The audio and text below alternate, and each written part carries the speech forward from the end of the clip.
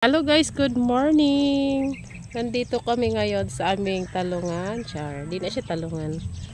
Sa likod ko yung talong, pero nandito naman yung pakwan. So nagdilig pala kami ngayon ng pakwan. Samahan nyo kami sa aming pagdilig ng pakwan.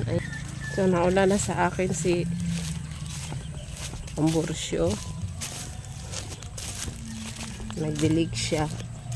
Gamit naming magdilig ay ito, mahaba na hose, tapos kuryente hanggang doon. Ito yung drum naman ginagamit namin pag mag-abuno.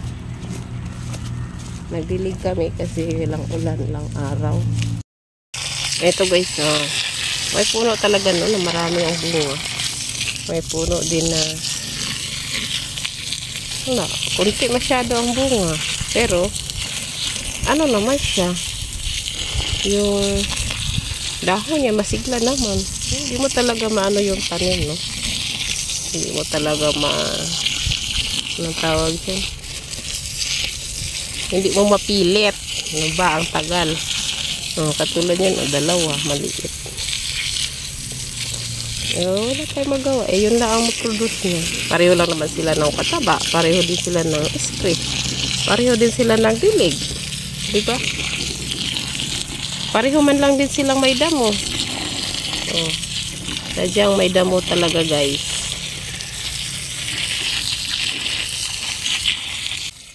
Iniwan ako na aking mister dito guys. Nandoon siya.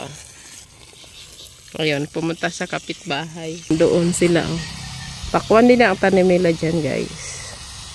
Ayun, pumunta sa kapitbahay, iniwan ako dito. Nagbigay sila ng pataba sa pakwan. Dami nila doon. Mag-isa lang ako dito. Kawawa naman ako. Ito guys, si boss na naman yung magdilig. Siya muna, kaiinom ako ng tubig. Siyempre, mainit ang panahon. Kailangan nating uminom ng tubig. Magdilig nga tayo sa tanim, no, para makainom ng tubig. Ano na lang yung tao, nagdilig. Kailangan din uminom ng tubig. Ganda ng dahon. Sana all. Ito, ang daming bulaklak. Hindi bunga ha, bulaklak.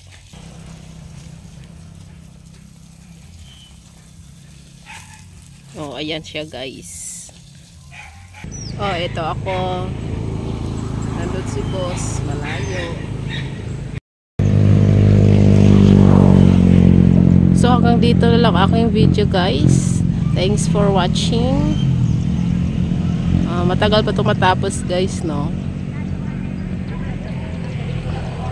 Pero kailangan tapusin.